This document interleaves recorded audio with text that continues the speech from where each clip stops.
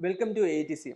Today we are going to discuss a case about one 46-year-old female who was brought to our ER with complaints of fever with chills and myalgia along with conjunctival congestion since the past 4 days. Sir, shall we begin? Yes, yes. Okay.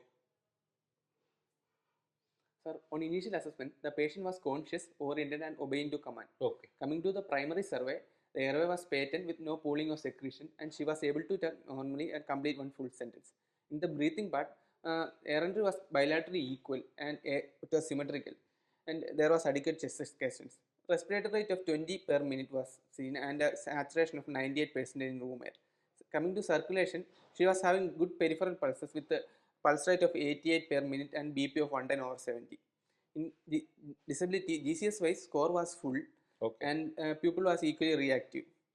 Pupil 2.5 equally reactive. Okay. And on exposure itself, we are noting that she was having mild distress with conjunctival congestion, conjunctival hemorrhage. Okay. On exposure, temperature was not normal at that time of receiving a patient. Okay, fine.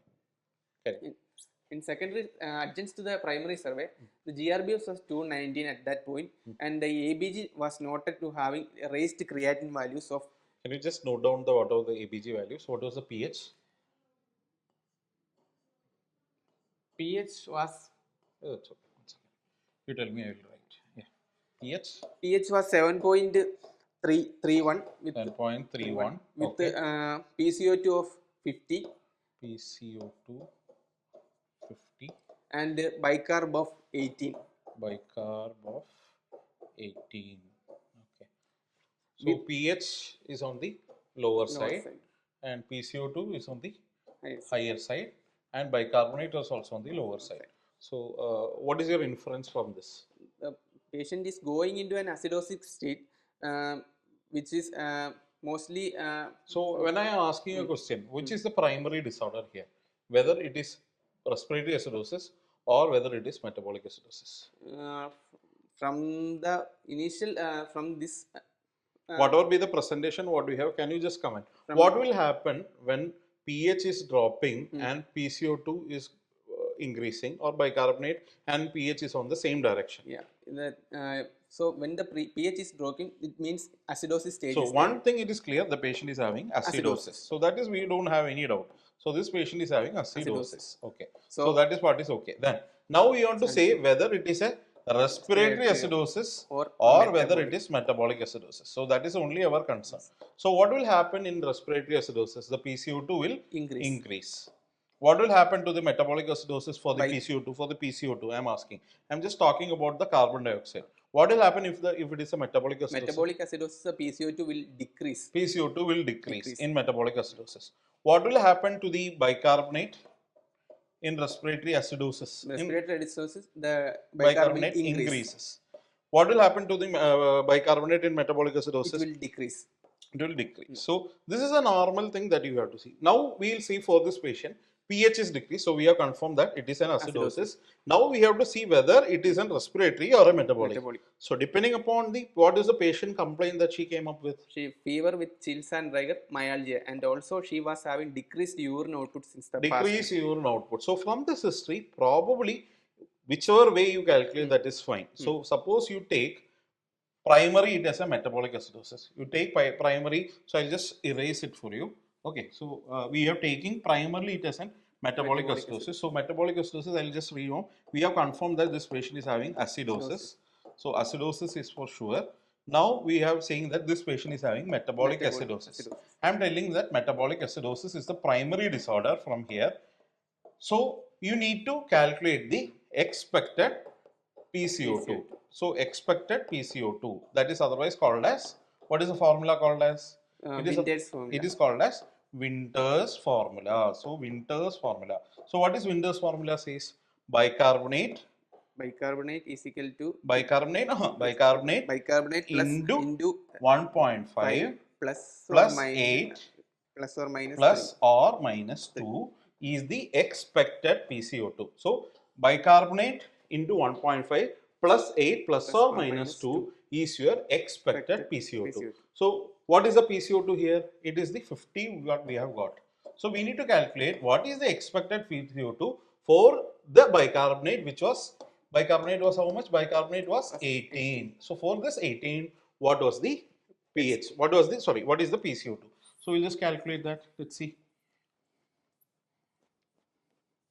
So formula, bicarbonate 18 into 1.5 plus 8 plus or minus 2. So that comes 18 into 1.5, that is how much you have to have? 27 27 plus 8 plus 8 plus or minus 2. So what is 27 plus 8 is? 35. 35 plus or minus 2, that should be somewhere around 37 should be only the expected PCO2. So what is expected PCO2 here? It is 50. So what does that mean? There is metabolic acidosis along with respiratory acidosis.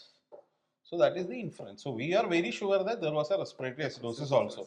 From PCO2 itself was very high from the normal. So this patient is having a metabolic acidosis with respiratory acidosis. That is how we came into this inference. Now what should be the next thing that we need to see? Okay. Now what is the anion gap? That is the next important thing. So whenever you have a metabolic acidosis, what we have to see? We have to have anion gap. Anion gap is equal to sodium minus bicarbonate plus, what is the plus? Plus chloride. So that is the anion gap. So what is the anion gap here? You remember the anion gap? So or any other page it is given. Here anywhere bicarbonate. Sodium is 129. Chloride you remember? Chloride Okay, so imagine that this patient is having a 130 sodium. Okay, minus bicarbonate we already know 18. I am telling you chloride was 100. So what is the anion gap here?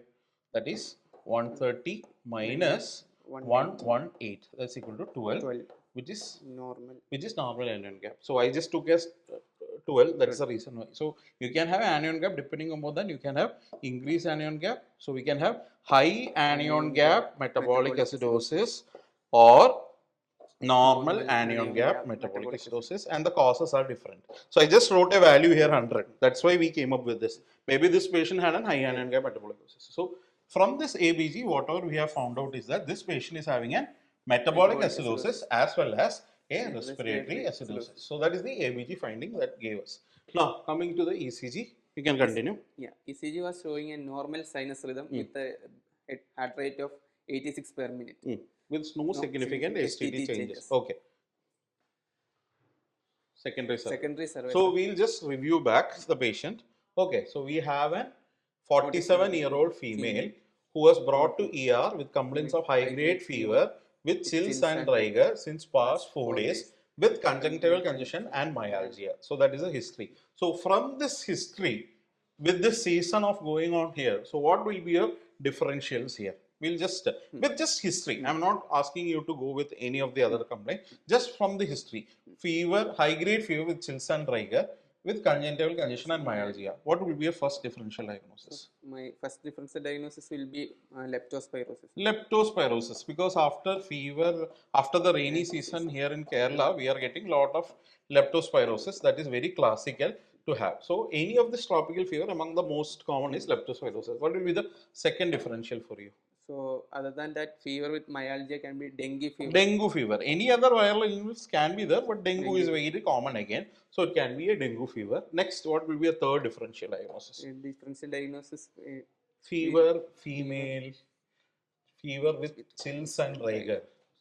So chills and rigor, where you will get more frequently? Normal viral fever, other. You can think of urinary tract infection. Okay. Simple urinary tract infection. That can be a possibility. Then fourth one. Conjunctival congestion as it was there. So uveitis associated. Okay, uveitis. Okay, uveitis. Fine. Uveitis associated, but with fever, something otherwise. 47 without any comorbidities, to my knowledge. I don't know. Yeah. We have to go for secondary examination. But right now, leptospirosis, dengue, UTI, or any other viral infection, any other viral infection, you can have similar pictures. So that is our history. Now we went down to the assessment. So in the assessment, patient was otherwise, the primary survey, there was nothing significant except for a mild tachypnea, maybe 20 respiratory rate, saturation was again 98%. There is nothing much, and temperature was also normal. You said you found out some icterus. So that is the only other finding that we got. Okay, fine. Then we went on to the Adjuncts, from adjuncts we got an important information from blood gas. She is having metabolic acidosis with respiratory acidosis. So that is one additional inference that we got. So with this background, we can go into the secondary survey. So you did anything, any medication, anything was given for the pain? You gave something for her? Sir, Myalgia? myalgia, we given her one start dose of paracetamol. Paracetamol. Okay, fine. Okay. Coming to secondary survey.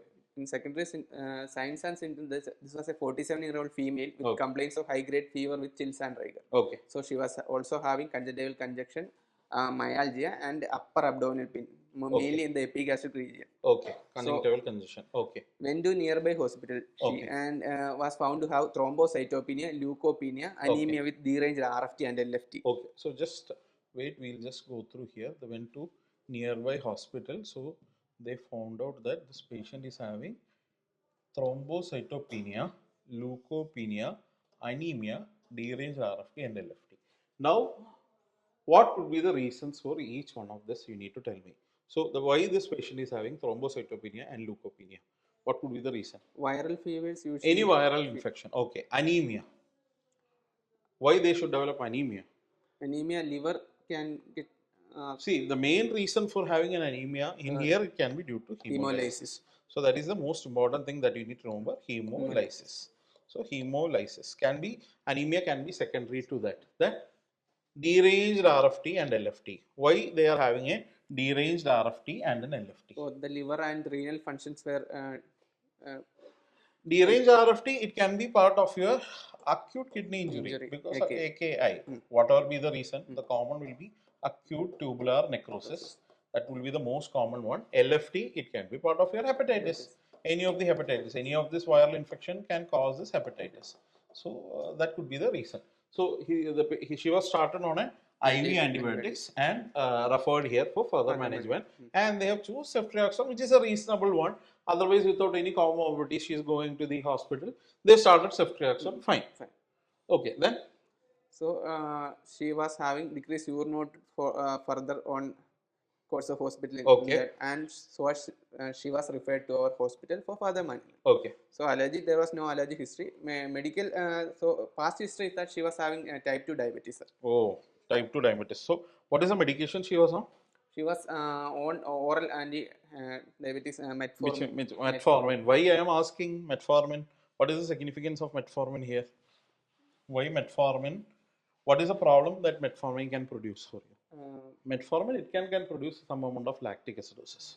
Okay, so very rarely, because associated renal failure altered LFT during that time, metformin on top of that, the patient is already on metformin, that can precipitate some amount of acidosis. So metformin should be ideally, at this situation, we should avoid, but in general practice, we can't avoid metformin because it's one of the cheapest drug that is available. So metformin, when you have an added insult with an altered RFT and LFT, and if she was taking metformin again, then that itself can create some problems. Okay, then. So, and the events which lead on to the same as that, she was living in a home with rat infestation and she was walking barefoot. Okay. So, what is the history significance that you are going to give with this history? And the thing is that with this background of fever conjunctival congestion, myalgia, abdominal pain, deranged LFT, leukopenia, thrombocytopenia, all things with the history of rat, you are pointing towards that possibly a leptospirosis. That is our differential diagnosis, leptospirosis. Okay, fine. Now, in general examination, patient was conscious oriented. Okay. Icterus and yellowish discoloration of skin with conjunctival congestion was noted, sir. Okay. Upon reassessment, the vitals were stable, sir. Okay. And little respiratory was on the okay, fine, that's okay. Okay, okay. So this patient had some body pain, so for that you give paracetamol. So that is the thing that you have done, paracetamol. Except paracetamol, you have not done any other. You have sent some investigations. Okay. Given the sent for routine investigation and also asked for to get an ECG. ECG was already done along with the chest X-ray asked for. Okay. So coming to the investigation, we are showing that HB was on the lower side, 9.3. TC? Total count of 16,000. 16,000 increased. So that leukopenia, whatever we said, was not there. What would be the reason suddenly that leukopenia went off?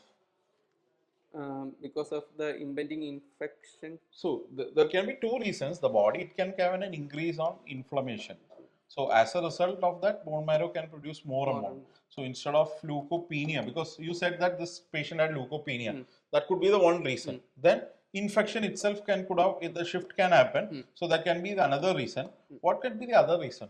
What could be the other reason? The patient might have received a dose of steroid from outside. So that can again increase the TC. We are just assuming that this could be a possibility. So inflammation, infection, and steroid usage. That could be the reason, because since you said this patient had leukopenia, that is the reason why I said. Now coming to platelet count, it was 15,000. 15,000. So this is when 1,25,000 That's in the last at time of the discharge. So again, it is on the lower side. So we have got hemoglobin on the lower side. We have got TC on the higher side. We have got platelet count on the lower side. And ESR 122. That again suggests that any infection, inflammation, anything can be done. What was the CRP? CRP of 325. CRP of 325. Okay. So then bilirubin. Total was 6.4, Uh-huh. 3.9, which on the course of our hospital they increased to 21/19. Okay. And at the time of discharge came down to 7. Increased, then decreased. Okay. So what could be the reason why she's having this phase? So now we have confirmed that most probably from whatever be the investigations that we got, we are dealing with the patient with probable leptospirosis only. So can you tell me the phases of leptospirosis? So patient can have an initial phase, viral phase, acute febrile acute phase. febrile phase. Acute phase we'll just put acute phase, okay. Then followed Where by the patient will have normal viral fever symptoms. viral prodromes, just like fever, body pain, myalgia, and all those things. Then followed by an immune phase. Immune phase. That starts when? That starts within 4 to 5 days. Okay, immune phase where this patient will develop what? Renal failure. Complications, acute kidney injury. Mostly it will go on to acute tubular necrosis. That is the most common one. Then what else you can have in the immune phase? Then you can have ARDS. ARDS, which is very most common. Then you can have aseptic meningitis. That is again very common. It's not a septic meningitis, aseptic meningitis. Then what else they can have? They can go on to another phase whenever you have got in the Wales syndrome. Wheals syndrome, or you can call it as icteric phase. So Wheals disease, Wheals, WEILS, or we can call it as icteric phase. So this patient, this is the classical one. What we see in hepatitis also, initially bilirubin will be normal, OTPT will be high. Now OTPT will start decreasing, the bilirubin will start increasing. So that is a normal phase that you will be able to see. So here this patient has gone to an Wheals phase. So that might be the reason that she had a very high bilirubin. Now coming to SGOT, SGPT, again it was elevated, it came down. Alkaline phosphatase, okay. Urea was on the higher side. 95, 145 and 26. It came down later. So it's all pointing towards an acute kidney injury. Acute kidney injury, sodium we already said. Hypocalcemia. What could be the reason of hypocalcemia? Albumin was how much? If you know the albumin, that's okay. If you get corrected, maybe the corrected albumin would came to be near normal. Corrected calcium was 8.5. Okay, you can take it as 8.5. Corrected albumin. So what could be the reason for hypocalcemia? If this patient has got, suppose I am telling you, this patient is having an acute abdominal pain and calcium was around 6. I'm assuming acute abdominal pain, same patient, and calcium was 6. Complication in the pancreas. Yes, pancreatitis. You have to think in terms of pancreatitis. So that is one thing. Leptospirosis can have a complication, pancreatitis, which is also very frequent complication that we see recently. We also had a patient who with leptospirosis and pancreatitis. Then magnesium was fine. CRP we have already discussed. Procalcitonin of 22. So INR of 1.3. That indicates that this patient is going for a liver failure. If you are not treating that, this patient will go in for a liver failure. Amylase 3098, but unless and until she is having now abdominal pain, we will not consider anything. But lipase was normal, so that is okay. And lepto-AGM turned out to be positive. So now my questions arises is here. You have to tell me the investigations when all you will send. Investigation. You can write it down. I will give you the pen. You can hold it little bit distally and you can write. Initial investigation, which all we are doing. No, you already said, but I wanted to diagnostic specific. You Diagnostic. want to diagnose leptospirosis. So initially we can Yes. go on dark field microscopy, sir. Yes, dark field microscopy. Okay, dark field. So that is till when? That can be done within the first, when symptoms arise, the first 3 days. First 24 to 48 hours, that will be the ideal dark field microscopy. You need to take a urine sample, run into your microbiology lab where a dark field microscope is there, and you ask them to see whether there is any spirochetes seen. So that is the best investigation that you can do, but nobody does that because when the patient arises 3-4 days later, we will not be able to get that. So that one is dark field microscopy. Then we can do DNA PCR test, sir. PCR, that is the best investigation that we can do in the early phase. Like we just did for COVID, we can go for PCR. PCR. PCR, we are directly taking the urine or the blood sample and we are sending for analysis, and we are trying that if the PCR in the urine is matching with the PCR that is available already of that of a leptospira. So that is one another investigation what we can say. We can do this, that most common one, lepto-IgM test, sir. Lepto-IgM, that I wanted you to let me know when we should send a lepto-IgM, because that is one most timely sending of IgM is very important, because a lot of us, we know this. Okay, we know this, we should be sending it, we should send a lepto-IgM, but all these people will send at a different point of time. So just tell me when you will send a lepto-IgM. Lepto-IgM we can send at the end of the first week of symptoms, sir. Ideally, the first 3 to 10 days of the lepto-IgM should start getting elevated, but it will take for us to detect at least after 7 days. So after 1 week of investigation, when the patient starts symptoms like today, after 1 week at least you send, even after 10 days also it is okay. So only investigation that we can send at this point may be a lepto-IgM. Culture is there, but not routinely practiced. So what investigation we wanted to confirm the diagnosis is only a lepto-IgM. By the time you send a lepto-IgM, the patient would have either recovered or he would have gone into complications. So our idea should be, with a clinical suspicion, we should start treating, because all the centers you won't get an PCR, you won't get a PCR, you won't get all these investigations. So with this background, if the patient has got a high risk habits, if the patient is coming with fever, myalgia, thrombocytopenia, everything fitting into a tropical fever like sort of a setting, you have to always consider that this patient is having leptospirosis. Here in Kerala, because malaria is not very common, that is why if malaria endemic area, malaria also you should be a differential diagnosis. Since it's not an endemic area, we have not discussed regarding malaria at all. So now you have to write down a prescription for this patient. That is again one thing. So how we need to target leptospirosis, fluid management, what all things, how much fluid you need to give, what are the nutrition requirements for this patient. This patient is admitting your ICU, when you transfuse the platelet, all this prescription I want you to see. Sir, we can start with O2 supplementation for Asaj. She was having little tachypnea and PCO2. Okay, so monitor on O2. So O2 saturation drops down. Oxygen support you can give, and if saturation falls below 95%, start on oxygen. Fine. You can give IV analgesics, sir. IV analgesics. IV analgesics. What is the most important analgesic that you wanted to give in?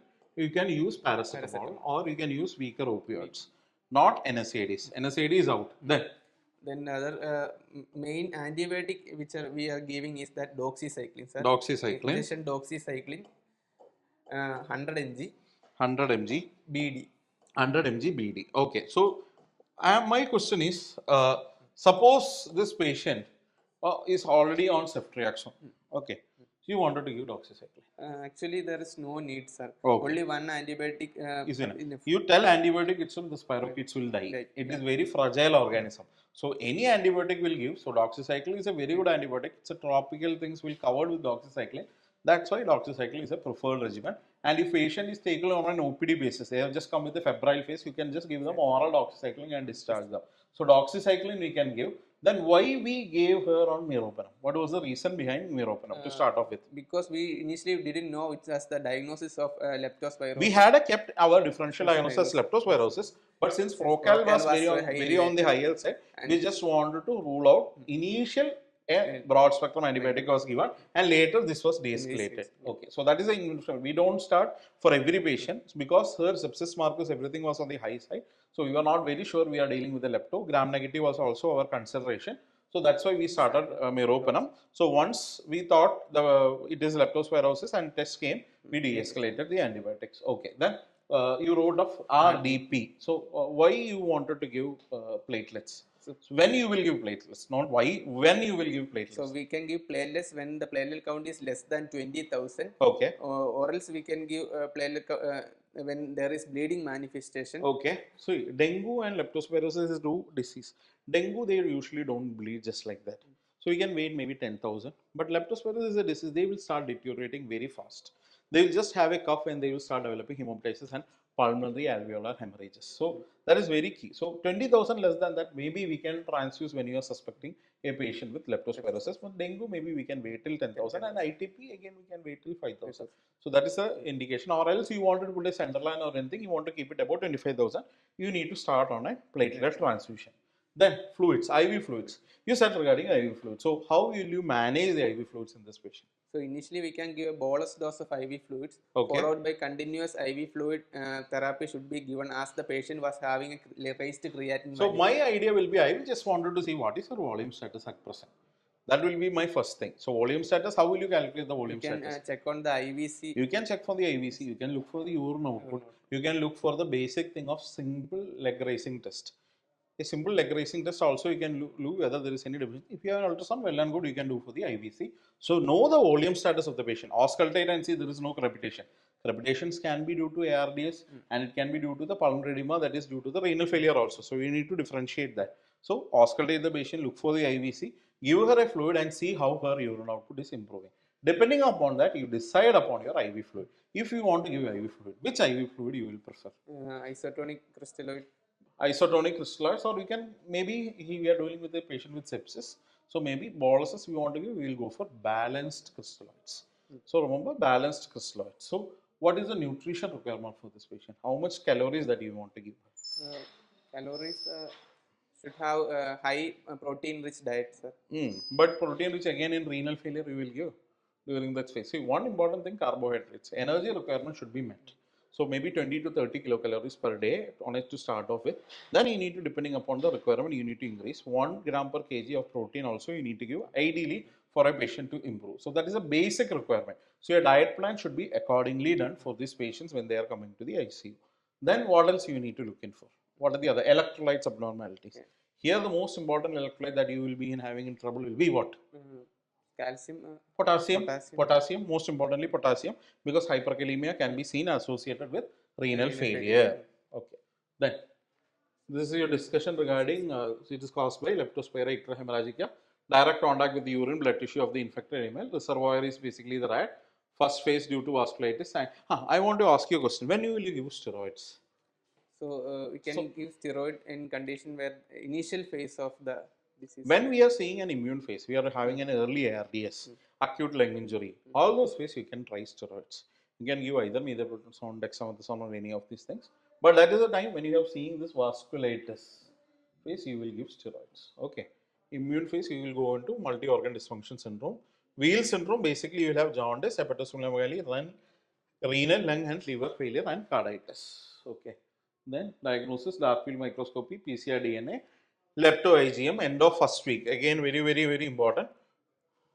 Modified Fain's criteria. Can you just explain the modified Fain's criteria is the criteria which is used for diagnosing as leptospirosis with the available clinical features and also with the investigations we had done. So if you don't have these investigations, you can just diagnose with this. Routine fever, myalgia, everything has given a score of 1 to 2 with lepto-IgM and the PCR which having 20 to 25 scores. See, whenever you get a DNA PCR or lepto-IgM, it is positive. So Fain's criteria, when you don't have this, you use that, and we have high suspicion, then you can use this thing.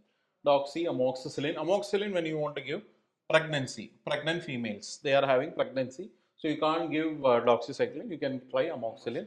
Prophylaxis, this is for, we had flood. In Kerala, we had flood. So there was a lot of people who were roaming around this water. So at that time, the government had made it mandatory to receive a doxycycline prophylaxis who are at high risk for developing leptospirosis.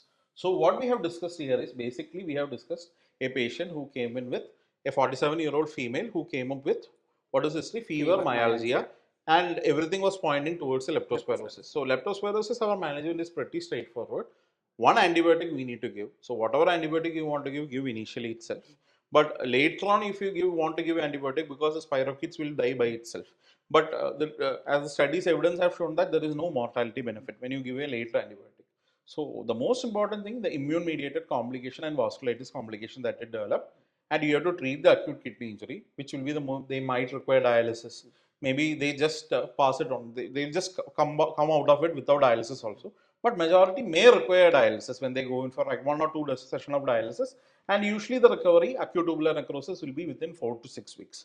So initially there will be an oliguric phase, then the patient will have a polyuric phase, then this patient will have normal recovery phase.